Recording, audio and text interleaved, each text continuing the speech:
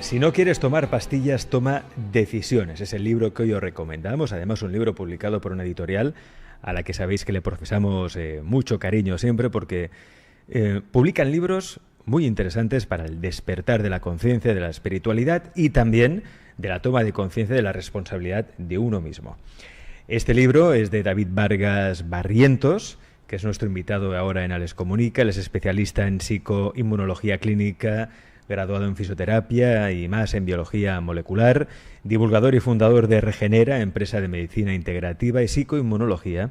Y lo podéis seguir también en redes, en su Instagram, que es David Regenera. David, bienvenido a Alex Comunica. Buenas tardes, Alex. Muchas gracias por invitarme.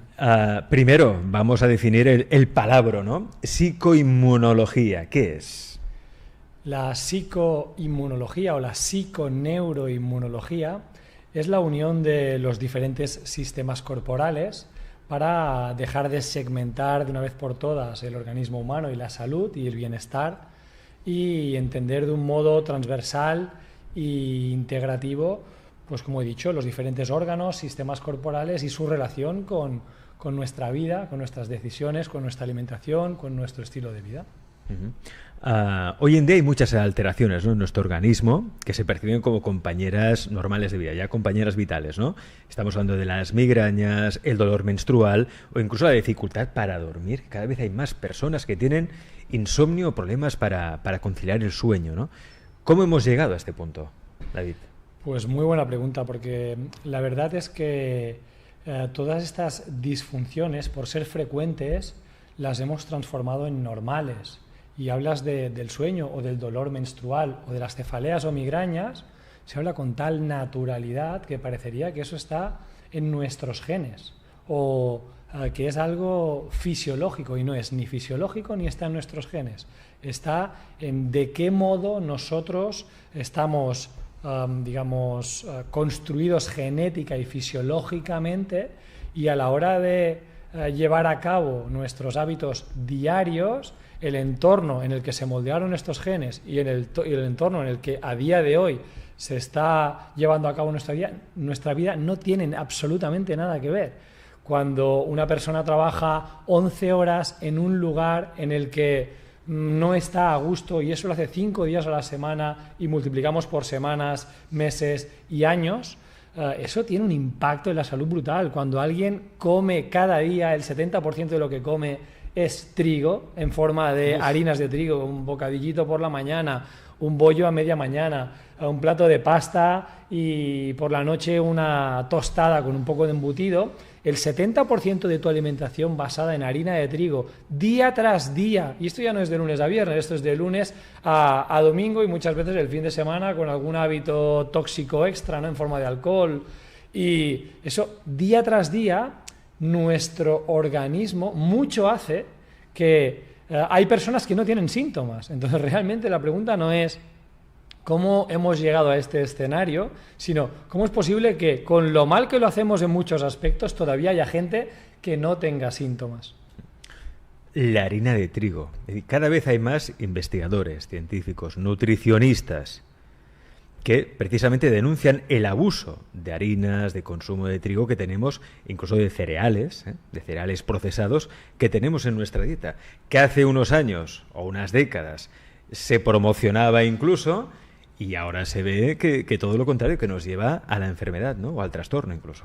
Como bien has dicho, la palabra clave es promocionar, ¿no? ¿Quién la promocionó y en base a qué evidencia científica? Lo que sabemos a día de hoy es que la evidencia científica para la construcción de la pirámide nutricional es nula y está absolutamente fundamentada en criterios mercantiles, porque fue la organización que se encarga de toda la parte de agricultura en Estados Unidos la que, pues obviamente con conflictos de interés, decidió que la pirámide nutricional tenía que tener la base en aquello en lo que en lo que ellos tenían el negocio. En el libro hay una frase, ¿no?, que pongo: el vendedor de muletas nos dijo que nos amputáramos y le hicimos caso, ¿no? Entonces la palabra promocionar creo que es lo antagónico de la evidencia científica. Y este libro lo que busca es hablar de evidencia científica y dejar en evidencia aquello que no lo es, como por ejemplo la pirámide nutricional. Por lo tanto, ¿suprimamos las harinas de trigo o disminuyamos al menos el consumo? Por supuesto, si no tienes síntomas, lo primero que te diría es, si no tienes síntomas, si no tienes un objetivo, no hace falta que te compliques la vida, sigue con lo que estás haciendo. Ahora bien, lo que vemos es que el porcentaje de población que tiene síntomas digestivos, migrañas, problemas del sueño, problemas de piel, alergias, problemas autoinmunes, es tan grande que todos deberíamos hacer una toma de conciencia y decir, a ver, ¿es normal que el 70% de mi alimentación sea harina de trigo? Obviamente no. Entonces, tengo síntomas, tendré que tomar medidas un poco más radicales, deberé acudir a un profesional que me haga un diagnóstico personalizado y ver si realmente eso tiene repercusión en mi clínica, en mi salud o no. Y si no tengo clínica, no tengo síntomas, yo creo que reducir a un escenario nutricional más lógico, evolutivamente, donde las verduras, las frutas, el pescado, carne salvaje de vez en cuando, tendría mucha más lógica, de nuevo con lo que hablábamos antes, con dónde se moldearon nuestros genes y para lo que están preparados. Es que desde la revolución industrial no hace más de unos cientos de años, mientras que nuestros genes están moldeados mucho más allá de cientos de miles de años. Entonces, ese delay, ese gap que existe es el que tenemos que entender y ofrecer un escenario para que nuestro organismo entienda como algo más normal, ¿no? En nuestro día a día. Fijaos lo importante de lo que comemos, lo que decía Hipócrates, que el alimento sea tu medicamento. Claro, hablamos de harina de trigo, pero si, por ejemplo, empleamos harina de trigo sarraceno o de espelta, o estamos igual, es lo mismo. Mira, hay un capítulo en el libro que justamente hablo de los cereales, ¿no? Y hablo de el bueno, el feo y el malo, hago un símil con el bueno, el feo y el malo, y el bueno es el carbohidrato, el feo serían los cereales y el malo es el gluten, que es una proteína que seguramente conocen nuestros oyentes, que está dentro del trigo especialmente, pero también otro tipo de cereales. ¿Por qué digo que el carbohidrato es el bueno? Porque estas dietas que buscan el enemigo en un macronutriente, de nuevo no tienen ningún sentido evolutivo. No. Es cierto que hay poblaciones como los inuit, los esquimales, que vivieron en ambientes donde no existía prácticamente el carbohidrato. Pero también es cierto que hay poblaciones como los de Kitava, una tribu de Oceanía, que el 70% de su alimentación era patata dulce, y en África un montón de sociedades cazadoras-recolectoras que se han alimentado de tubérculos y de raíces que son ricos en carbohidrato. Entonces, hacer un enfoque a nivel de macronutriente es reduccionista, y si bien podemos decir que la dieta cetogénica, que es baja en carbohidrato, tiene algún escenario donde como herramienta podría encajar y hay evidencia científica al respecto, no es una dieta con mucho sentido, ¿no? Vamos a simplificar las cosas, y el carbohidrato, igual que las grasas o los lípidos y las proteínas, deberían formar parte de nuestra alimentación.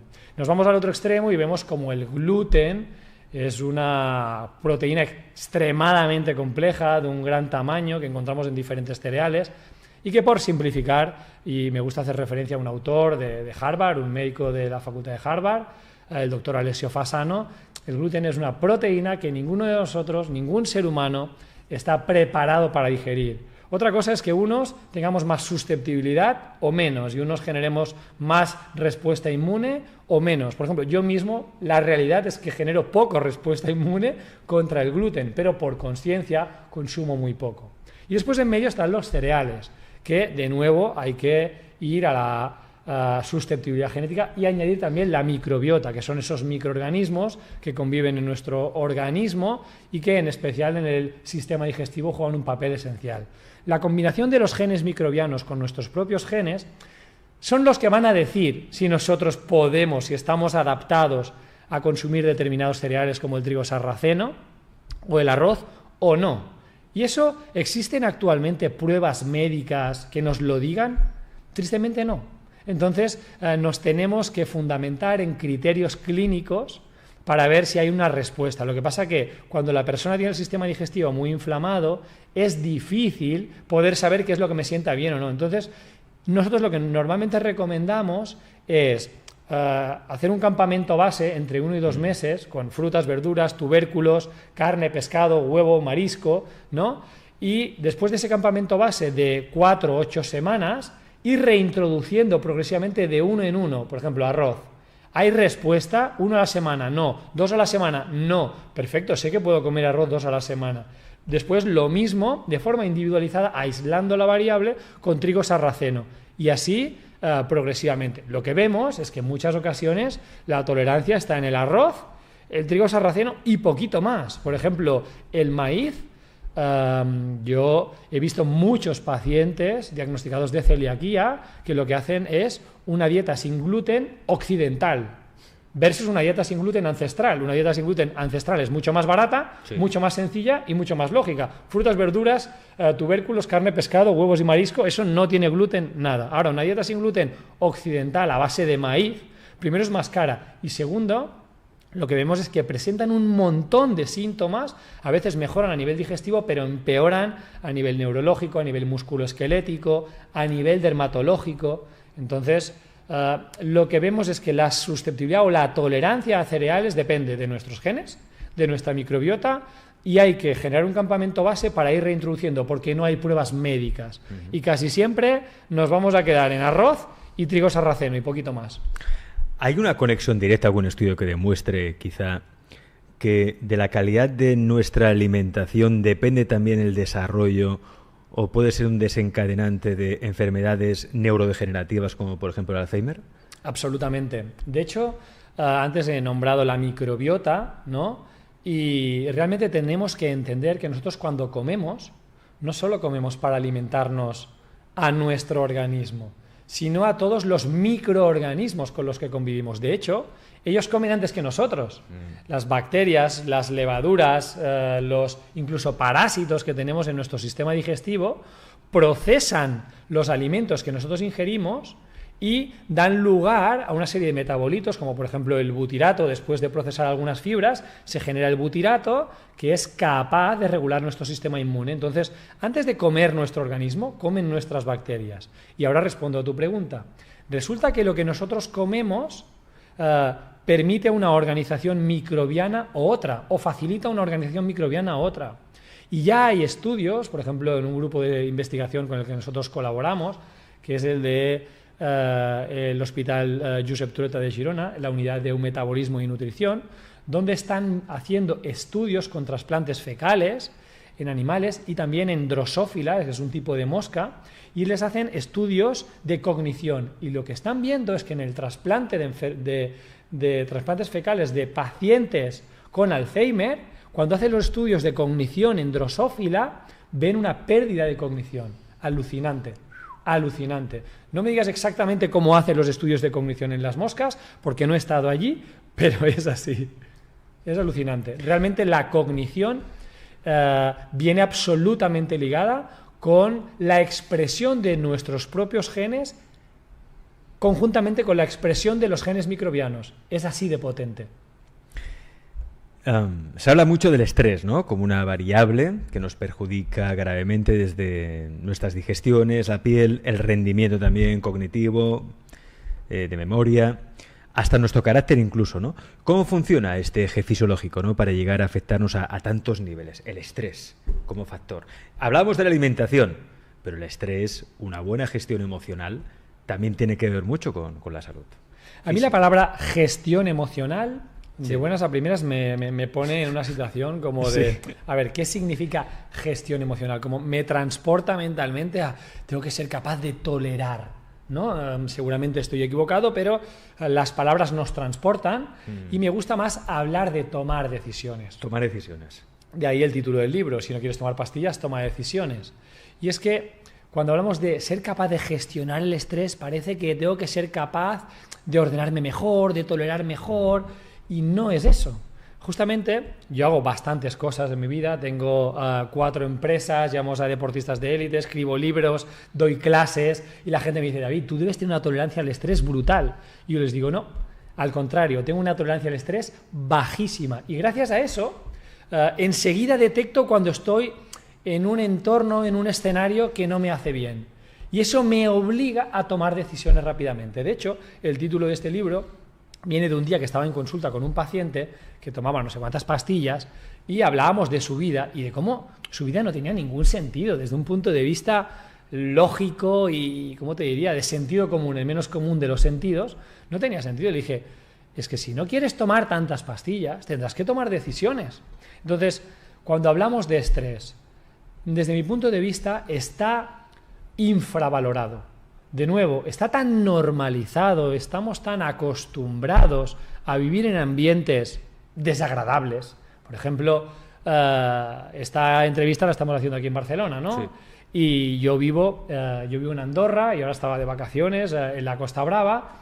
El entorno no tiene nada que ver. Llegas aquí, de golpe, los estímulos visuales, auditivos, el tráfico, la polución. Tu cabeza, sin saberlo, empieza a recibir un montón de inputs a los que tiene que adaptarse y llega un momento pues, que se adapta rápidamente.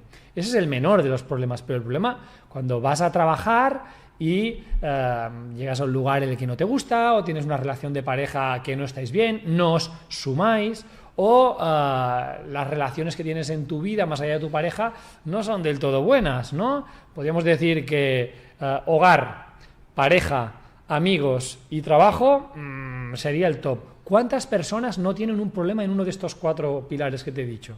Entonces, cuando hablamos de gestión emocional, ¿cómo tengo que gestionar para tolerar eso? Yo lo que nos invito, es a un ejercicio de reflexión, una toma de conciencia y valentía, porque normalmente las decisiones que tienen una repercusión brutal en nuestra vida son decisiones, por un lado, sencillas de identificar, pero muy valientes de llevar a cabo, tipo cambiar de trabajo, cambiar de ciudad, tomar decisiones respecto a lo que como y también con quién me relaciono. Entonces, yo invitaría más a tomar conciencia, sentir que es aquello que no me está haciendo bien y ser poco tolerante con ello y tomar acciones, más que gestionar, porque eso de algún modo parece que tengamos que tolerar y justamente poca tolerancia al estrés, creo que poca tolerancia a incluir el estrés en nuestras vidas, creo que nos beneficia. No tenemos por qué aguantar una situación. Eso es. Si nos enferma. Eso es, así de fácil. Porque al final, si tú decides aguantarla, ya sabes cuál es el resultado, ya sabes cuál es dónde desemboca ese camino. Pero ya entran en juego otros miedos, ¿no? Es que si tomo esta decisión me sentiré culpable. Bueno, ahí entra el terreno de las creencias, de los miedos, de la cultura. Vivimos en una cultura que no deja de ser aquellos europeos que decidieron quedarse en Europa mientras muchos otros emigraban, unos a América Latina, los otros, yo siempre pongo el ejemplo de Estados Unidos, cómo los niños en Estados Unidos entre ellos, esto no me parece del todo bien, ¿no? Pero para meterse los unos con los otros, hacen la L de loser. Aquí eso es como, por favor, no tanta competitividad. Pero si tú entiendes en profundidad de dónde vienen las culturas de los países, verás que los hoy nietos o los hoy habitantes de Estados Unidos son la mayoría nietos, bisnietos, tataranietos de personas que decidieron montarse en un barco sin internet, sin videoconferencia, sin aviones a veces, para montarse en un barco que era a veces hasta de madera, ¿no? Aquellos primeros en el 1700 que viajaban en busca de la tierra prometida, se montaban en un barco y cruzaban el Atlántico, un océano. Y esos eran emprendedores por naturaleza. Conquistadores sin miedo. Conquistadores. Entonces, Europa, y es así cuando analizas Europa globalmente, sus leyes, su gente, sí, su filosofía, es conservadora. Y aquí parece que cambiar de trabajo es una locura. Si eso hacemos un enfoque un poco más allá, un poco más trascendental, y si me permites me gustaría añadir un poco de espiritualidad a esta entrevista y a esta visión, diría que eso en el fondo es una visión del mundo de escasez, no es una visión del mundo de abundancia. El mundo está lleno de oportunidades y el vacío no es ausencia, es dejar espacio para que lo nuevo pueda suceder. Sin embargo, el enfoque judeocristiano, el enfoque conservador, el enfoque académico actual que penaliza los errores en lugar de estimularlos como fuentes de crecimiento, hace que cuando tengo una dificultad con mi pareja y no nos sumamos y no nos hacemos bien, en lugar de decir vamos a soltarnos y vamos a seguir creciendo desde este punto, o voy a cambiar de trabajo porque siento que ya no me está haciendo bien, pues no soy capaz, porque toda esa información colectiva, transgeneracional, individual, hace que, como dices tú, claro, es que tomar esas decisiones ya nos transporta a miedos, creencias, prejuicios, cultura. Bueno, todo eso es modificable. Y hay una frase que decía un profesor del máster que nosotros organizamos, el doctor Bernardo Ortín, que es doctor en filosofía, que dice: no hay nada más rígido que una creencia. Pero realmente cuando eres capaz de romper una creencia, accedes a un mundo nuevo, un mundo abundante. Sí. Y eso yo creo que el mensaje principal de mi libro está en su título. Y me costó con la editorial que me permitieran poner este título, pero estoy súper feliz de que me lo permitieran, porque cuando me dicen ¿de qué va? Pues en profundidad va de desarrollar esa idea de lo que estamos hablando ahora. Claro, costó porque, para que no se pensara la gente... ¿Por qué era largo? Porque era largo. Pensaba que era porque eras contrario a las pastillas y a las farmacéuticas, entonces dirían... No, yo no soy contrario ni a las pastillas ni a las farmacéuticas. Soy contrario a utilizar estrategias de solución que no estén acorde con el problema en su origen. Es decir, si tú tienes cáncer y tienes que utilizar quimioterapia, por supuesto que la tienes que utilizar. Si tienes una sepsis, una sobreinfección bacteriana, utiliza los antibióticos, por favor, que si no vas a morir. Ahora, cuando se utilizan de forma indiscriminada los antibióticos, los antiácidos, los antidepresivos, ese es el problema. Por tanto, no, a ese nivel ningún problema. Básicamente era largo y decían que era muy largo para reproducir, pero conseguí convencerlos. Estoy muy agradecido y muy contento de que se pusiera ese nombre, porque transmite lo que yo soy, y en el libro se desarrolla en profundidad esta idea, y la verdad que la gente que se lo ha leído me ha dicho que está contenta y que me representa. Entonces creo que no hay nada más bueno que un libro sea lo que tú eres y a la inversa, ¿no? Decía Facundo Cabral: tú no estás deprimido, estás distraído.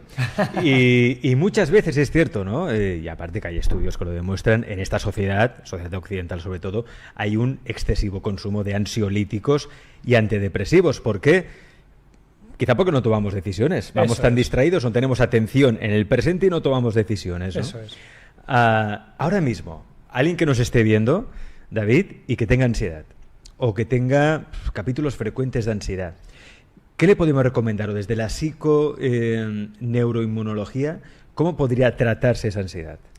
Es complicado hacer una receta estandarizada o un protocolo, porque tú puedes llegar a desarrollar ansiedad o puedes llegar a desarrollar migraña desde 25 caminos diferentes. Sí. Hoy estamos en Barcelona y yo he venido desde la Costa Brava, y otro puede venir desde Valencia, y otro puede venir desde la Seu d'Urgell. Entonces, el éxito en el tratamiento depende de lo cerca que estés del origen del problema.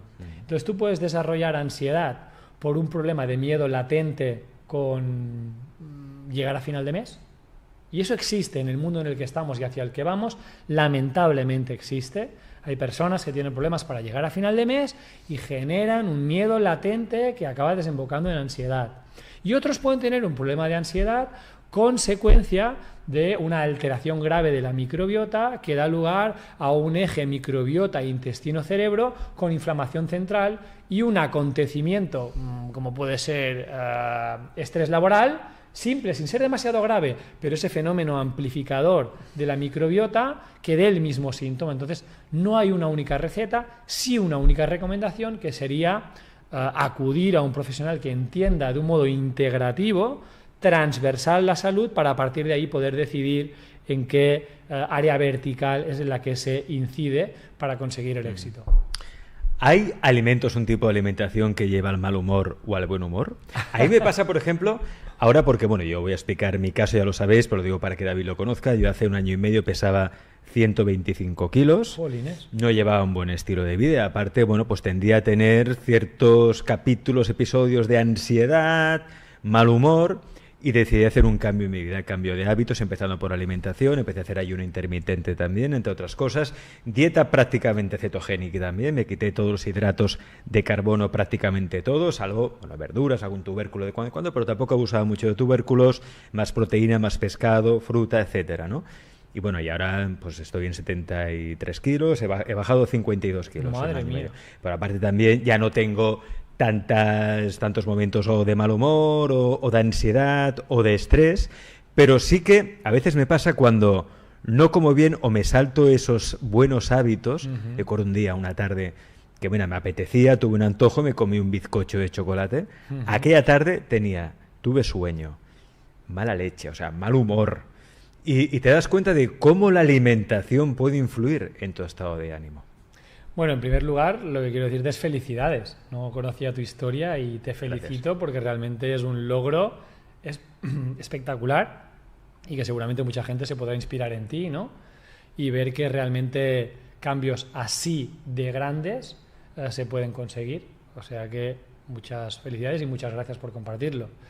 Lo segundo es decir que esas recaídas son buenas. Son buenas. Porque nos recuerdan el porqué. Ahí está. Entonces, cuando tú ya has conseguido un cierto estado de salud, recaer de vez en cuando te recuerda el por qué no haces aquello. Entonces, lo haces, te sientes mal, sientes el placer en la boca que necesitabas ese día porque sí o porque había pasado algo, por el motivo que sea, realmente no es demasiado relevante. Sientes el placer en la boca. En muchas ocasiones dices, ostras, esperaba sentir más, recordaba más, sí, y ahora no tengo tanto. Dentro de mi cerebro ha cambiado algo, dentro de mis papilas gustativas ha cambiado algo. Pero después de eso viene la sensación de disconfort digestiva, neurológica, etc.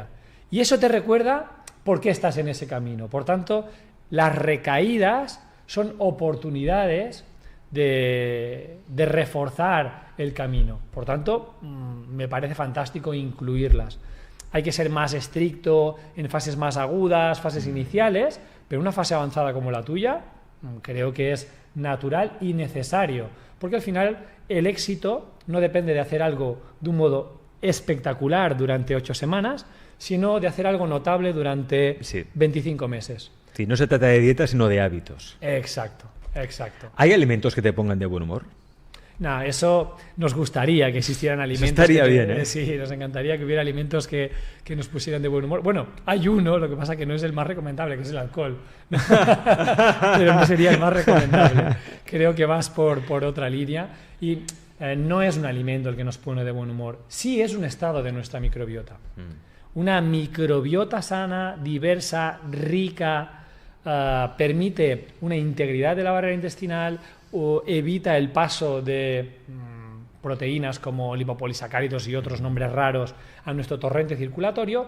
Eso hace que nuestro organismo, nuestro sistema nervioso no reciba inputs de alarma del sistema inmune, que a veces esta explicación les ayuda a los alumnos que tenemos del máster entender que un input inmune es un input de alarma.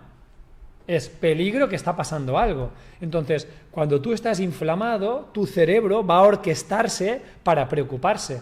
Y aquí hay una línea de investigación del doctor Andrew Miller y el doctor Charles Rayson de Estados Unidos, que hablan de cómo la inflamación a nivel central va a provocar un cambio en el estado anímico. Pero eso no se da por un alimento, se da por una integridad de una barrera, por un sistema inmune tranquilo, por una microbiota diversa, rica, y eso está condicionado por una alimentación de forma global, pero no por un alimento. Bueno. En la parte final de tu libro hay un capítulo que es Llévalo a la práctica. Os recordamos, el libro es Si no quieres tomar pastillas, toma decisiones. Y ofreces trucos para llevar a cabo muchas de las cosas que comentas en el libro. Comentas que poner en práctica todo lo que sabemos, ¿no?, que es bueno para nuestra salud, el razonamiento debe tener un sentido y que tienes que creértelo. O sea, hay que creerse los cambios para ponerlos en marcha, ¿no?, para resonar con ellos. ¿Tienes alguna experiencia que recuerdes sobre ti mismo, en algún cambio que te costase especialmente y que lograras hacerlo? ¿Alguna experiencia personal que puedas compartir? Aquí soy un poco aburrido porque yo tengo una mentalidad muy de rendimiento, una mentalidad muy obsesiva, que es ¿qué objetivo tengo? Tal, ¿qué hay que hacer para conseguirlo? Lo que haga falta. Mi respuesta siempre es la que haga falta. Entonces, la verdad que a nivel personal, y además lo explico en el libro, ahora hay muchos autores, ¿no?, que explican, pues toqué fondo, estuve a punto de morir y a partir de entonces cambié mi vida. La verdad es que yo no. La verdad es que en mi caso fue puramente motivación de conocimiento y ganas de aumentar las herramientas para ayudar a mis pacientes. Y como ese era mi objetivo, pues me tiré de cabeza. Recuerdo que estábamos como coordinadores de la Facultad de Fisioterapia de la Universidad de Gerona y organizamos el primer máster europeo en psiconeuroinmunología clínica. Trajimos a profesores de Alemania, de Holanda, de diferentes países de Europa, también había algunos de España. Y nada, estaba allí como coordinador y como alumno. Y cada cosa que decía me tiraba de cabeza. Pero si tú, que nos estás oyendo, no tienes esta mentalidad de deportista, que tengo que hacer, hago lo que haga falta, sí que daría algunos truquillos que se nombran en ese capítulo, porque la verdad es que la mayoría de nosotros no tenemos esa mentalidad obsesiva. A lo mejor tú también la tienes un poco, por eso has sido capaz de perder esos 50 kilos. Un poco obsesivo soy. Bueno, se dice en rendimiento que la obsesión es necesaria para conseguir resultados grandes. Y cuando tú hablas de perder 50 kilos es un resultado grande. Seguramente sin esa obsesión no se conseguiría. No. Entonces, para aquellos que no tengan esa forma de vivir así obsesiva, que bueno, que después también tiene su parte mala, ¿eh? No solo tiene su parte buena. Lo sé. Pues no, lo digo porque yo también la sufro. Diría, por ejemplo, punto número 1, que lo perfecto no estropee lo bueno.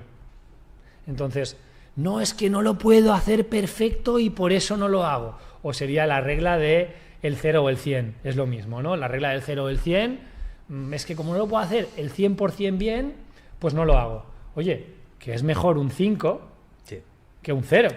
Que es mejor un 3 que un 0. Es mejor hacer algo que no hacer nada. Claro, empezar simplemente dejando los refrescos azucarados, aunque continúes comiendo 70% harina de trigo, ya es algo. Sí. Ya es algo. Y a partir de aquí vas construyendo un escalón desde el que me voy a lanzar al siguiente. No hace falta lanzarse al final de la escalera de golpe.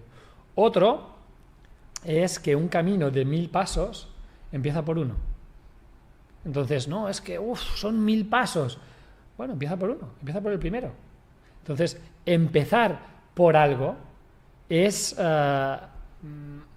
¿cómo te diría?, desbloqueante. Y después aquí añadiría también, incluye los fracasos como algo indispensable para el éxito.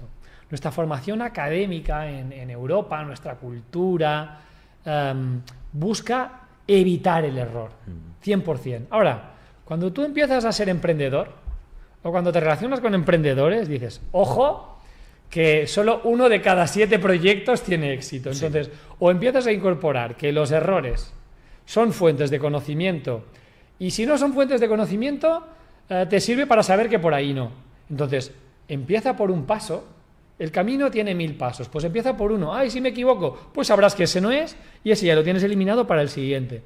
Yo creo que eso tiene mucho poder. Y lo último que diría es que sobrevaloramos lo que somos capaces de conseguir en 3 meses y subestimamos lo que somos capaces de conseguir en 25 meses. Sí. Cuesta esa persistencia, la constancia, ¿no? Sí. Estoy leyendo este libro, el capítulo final, precisamente donde das esos trucos para tomar decisiones y empezar a vivir una vida, hombre, pues con sentido, con más plenitud. Y aquí dices, la parálisis nos enferma, la parálisis. Pensamos mucho y actuamos poco. Eso es cierto. Es así, al final, aunque tú no aciertes, solo por el hecho de actuar, tu cerebro empieza a bajar los niveles de tensión simpática. Existe el sistema nervioso simpático que detecta una necesidad, sea cual sea. Imagínate que tienes una relación de pareja que está mal, un trabajo con el que no estás del todo contento, o te vas a dormir demasiado tarde leyendo el móvil, ¿no? Entonces, solo por el hecho de empezar a hacer algo, y no tiene que ser la decisión acertada, solo por el hecho de empezar a hacer algo, tu sistema nervioso orquesta todos los sistemas de recompensa que corresponde al sistema nervioso parasimpático, neutralizando esa alarma. Lo va a neutralizar parcialmente, y aquí sí que es importante que las acciones que tomemos sean proporcionales, a tiempo y específicas. Por eso lo que he dicho antes, cuanto más cerca estemos del origen del problema, más probabilidad de éxito. Entonces, yo tengo un problema. Cuanto más proporcional, específico y a tiempo sea, más apagado del sistema nervioso simpático, más activación del parasimpático y más producción de hormonas o neuromensajeros de placer y satisfacción, como la serotonina, las encefalinas, la dopamina y eso es así. Ahora bien, aunque tú no estés acertando, solo por el hecho de empezar a hacer algo, ya se empieza a desactivar el sistema nervioso simpático y empiezas a tener una visión diferente. Por ejemplo, veo esta taza desde aquí, sí. No sé si se ve en la cámara.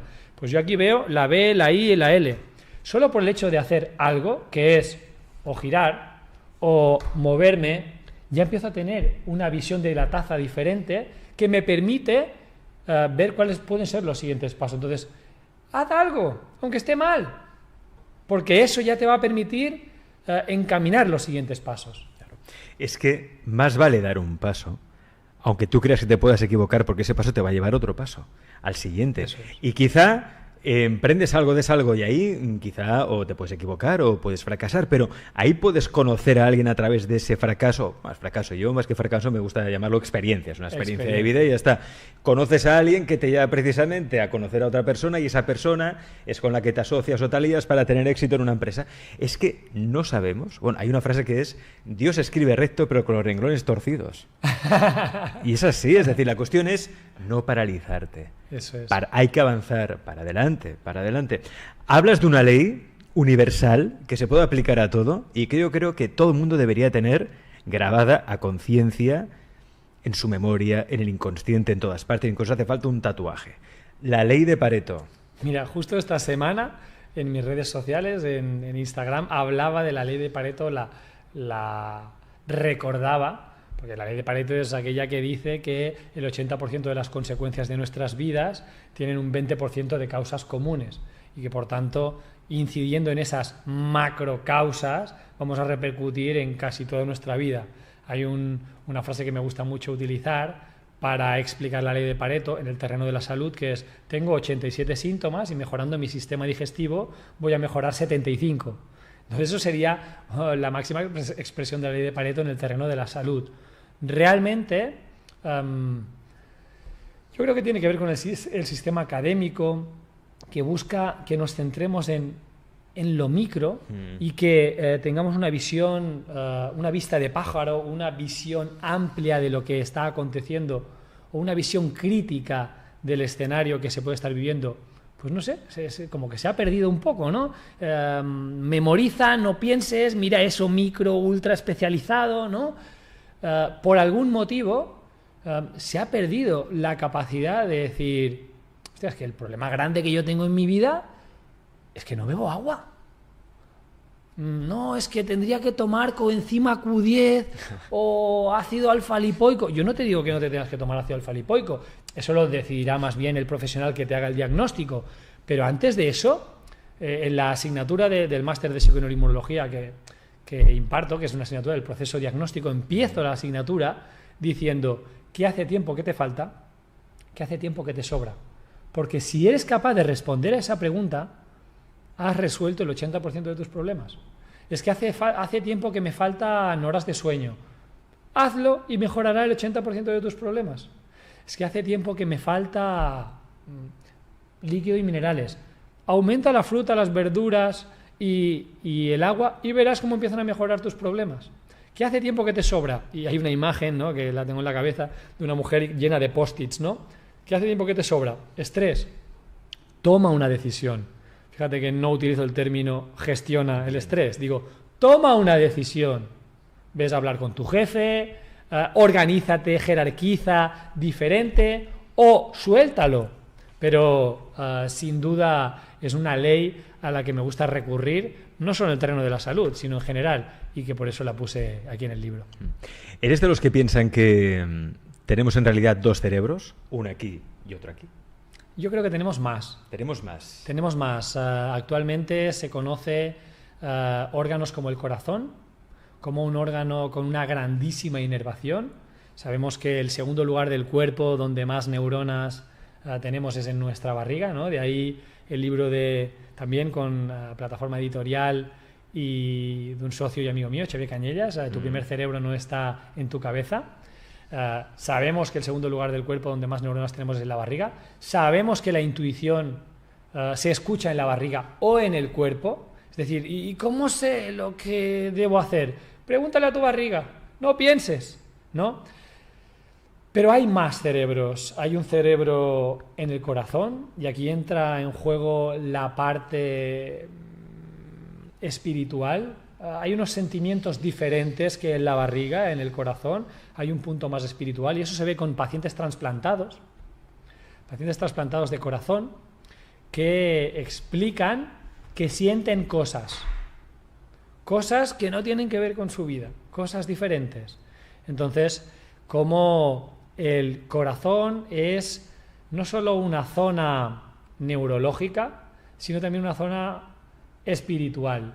Y no es solo metafórico, que siente tu corazón, sino que realmente hay emociones, hay neuronas que almacenan emociones que en pacientes trasplantados pueden hacer sentir cosas que no explican y que tienen que ver con ese nuevo órgano. Y después hay otro cerebro muy interesante, que es el Urinary Nervous System, el sistema nervioso urinario, que afecta a muchos pacientes, especialmente mujeres, porque hay otros factores también mecánicos, con problemas de incontinencia urinaria, en este caso incontinencia urinaria de estrés, no mecánica, y que también afectan a problemas sexuales. Entonces, en nuestros genitales y en nuestro sistema nervioso urinario hay otro sistema nervioso que almacena otro tipo de información que tiene más que ver con información íntima. Es curioso cómo la intuición está más en la barriga, cómo determinados sentimientos están más en el corazón y cómo determinadas emociones íntimas, como por ejemplo la sexualidad o vergüenza, vulnerabilidad, están almacenadas en neuronas que tienen que ver con nuestro sistema nervioso urinario. Es que te lo preguntaba porque aquí en el chat hay varias preguntas en el mismo sentido. Dicen que para tener una microbiota sana, ¿no? Ya que hablábamos de que el segundo cerebro, o digamos que el lugar donde hay más neuronas después del cerebro es el estómago, ¿no? Esta zona. Para tener una microbiota sana, ¿cuál sería la mejor dieta? Por aquí dicen la cetogénica. No tiene por qué. La dieta cetogénica es útil. Antes nombraba que es una buena herramienta en determinados escenarios. Por ejemplo, cuando tengo un objetivo metabólico de hackear el sistema, es una buena estrategia. Lo que tú hiciste, estabas en una situación crítica a nivel metabólico y necesitabas hackear el sistema y ahí como herramienta es útil. Pero la dieta cetogénica no tiene por qué ser la más sana para nuestra microbiota. De hecho, lo que vemos es que en los Hadza, en una tribu cazadora-recolectora de África, o los Yanomami, tienen una gran exposición a diferentes frutos, tubérculos, raíces, y justamente los fitoquímicos de estas diferentes frutas, verduras, raíces, juegan un papel indispensable en la organización de nuestra microbiota. De hecho, estos fitoquímicos son procesados, fitoquímicos o bioflavonoides, es un término equivalente, son procesados por nuestra microbiota, dan lugar a una serie de metabolitos que regulan nuestro sistema inmune. Entonces, yo te diría que cuanto más salvaje sea el alimento, entendido en toda la magnitud, no solo en la parte, como te diría, llamativa de la palabra, salvaje en cuanto... Natural, que la planta haya vivido carencia de agua, exceso de sol, que haya nacido en la estación que le toca, que no haya sido protegida con insecticidas y pesticidas, hace que esa planta genere una serie de moléculas protectoras, que son esos fitoquímicos o bioflavonoides, que cuando entran en contacto con nuestra microbiota son reconocidos y permiten una buena organización. Pero también la carne salvaje No estoy diciendo que tengas que comer siempre carne roja, porque si miramos nuestra evolución seguramente no cazábamos búfalos o animales grandes muchas veces, sino que cazábamos más animales pequeñitos o incluso más. Si nosotros miramos la evolución, lo que veremos es que lo que más comíamos, y esto es sorprendente, es a animales del mar de fácil recolección. ¿Y eso qué es? El marisco. Marisco. Mucho más que el pescado. Yo hago la broma del programa Supervivientes, no sé si puedo hacer propaganda o no, la verdad que no lo miro, pero ¿qué es lo primero que no tienen nada para comer? ¿Qué es lo primero que cangrejos? Eso es. ¿Por qué? Porque es de fácil recolección y se puede comer crudo. Entonces, eso también genera un escenario que nuestra microbiota reconoce, por ejemplo, por las altas dosis de yodo que tienen esos alimentos y que juegan un papel indispensable en la regulación mitocondrial a nivel celular, etcétera, etcétera. Yo diría que la alimentación que mejor funciona con nuestra microbiota es la alimentación ancestral. Ahí después podemos añadir una serie de biotipos, pues si tienes un biotipo más mesomorfo, pues quizá necesitarás un poco más de carne. Si tienes un biotipo más ectomorfo, pues necesitarás un poco más de frutas y verduras. Si tienes un biotipo más endomorfo, un poco más low carb. Pero todos esos biotipos ya pertenecen a subespecialidades, ¿no? Ramas que es a cargo del profesional el que tendrá que decir pues un poquito más por aquí, un poco más por allá, el test correspondiente, la intervención pues adecuada, pero no tiene por qué ser la dieta cetogénica. Y por último decir, yo no estoy en contra de la dieta cetogénica, estoy en contra de que la dieta cetogénica se haya transformado en una moda que sirva para todo. La dieta cetogénica es una buena estrategia para determinados desórdenes, hemos hablado de un hackeo metabólico, es una gran estrategia, también tiene utilidad en determinados desórdenes neurológicos, aumenta la actividad cerebral, la cognición, etcétera, etcétera, etcétera, pero cuidado porque si me haces una dieta cetogénica a mí con un perfil ectomorfo y un cerebro obsesivo, no voy a dormir, me va a dar insomnio. Entonces esas cosas tenemos que saberlas y una dieta cetogénica se tiene que pautar, primero, bien pautada, no a base de bacon y lácteos, sino una dieta cetogénica bien pautada a base de alimentos ancestrales y con un objetivo que contemple cuál es la estrategia terapéutica que quiere ese paciente y cuál es el perfil genético y el biotipo del mismo. Un poco complejo, pero al final la salud no tiene recomendaciones genéricas o estandarizadas para todo el mundo. Cada persona es un mundo. Eso es. Yo, si me permites, me gustaría hacer una última reflexión que les hago a mis alumnos, que es hay que diferenciar mucho entre lo que es la medicina poblacional de lo que es la medicina personalizada. La medicina poblacional son los estudios científicos, donde cojo un grupo de 1000 personas, analizo una serie de variables en base a una serie de criterios y extraigo unas conclusiones. La estadística me dirá que esta variable delante de este escenario da que en un porcentaje X me encuentro esto. Vale, pero ¿y en los extremos de la campana de Gauss? Hay personas que no encajan con la estadística, con la media. Entonces, eso es medicina poblacional. Los libros son medicina poblacional, que buscan abrir la mente de las personas, tomar conciencia y de aquí empezar a hacer cosas, pero no es medicina personalizada. O, por ejemplo, las redes sociales. Cuando vemos las redes sociales, se hacen recomendaciones genéricas, lo que busca es una estrategia de apertura mental, un mensaje que te pueda mover para hacer reflexionar, pero esa medicina poblacional no es para tratar a personas, es para empoderarte con conocimiento, para reflexionar, para tomar conciencia. Y cuando tenemos que tratar personas, cuando yo tengo este síntoma y quiero mejorar esto, necesito que un profesional me haga un proceso diagnóstico detallado, personalizado, con las pruebas correspondientes y de ahí extraer un diagnóstico personalizado y una propuesta terapéutica adaptada no solo a mi problema, sino también a mi perfil de personalidad a nivel de constancia, fidelidad al tratamiento, etcétera, etcétera. Por tanto, para concluir este último speech, Hay que diferenciar mucho de lo que es la medicina poblacional de la medicina personalizada, y el paciente no debe buscar respuestas de solución personalizada en los libros, en las redes o en las entrevistas. Ahí lo que va a encontrar son mensajes que van a invitar a reflexionar, a tomar conciencia. Y las estrategias que van a solucionar los problemas pasarán por la personalización de los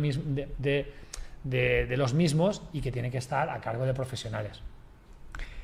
Tenéis toda la información, obviamente, en este libro, que os va a abrir la mente, sin duda, de haceros conscientes de que si no quieres tomar pastillas, pues toma decisiones. Empieza a tomar decisiones en tu vida y verás como todo mejorará. Si no quieres tomar pastillas, toma decisiones de Plataforma Actual, escrito por David Vargas Barrientos, Psico, Neuroinmunología, Alimentación y Microbiota. Recuperar el control de tu salud y de tu vida depende de ti. Muy buen libro, muy recomendable. David, muchas gracias. Muchísimas gracias.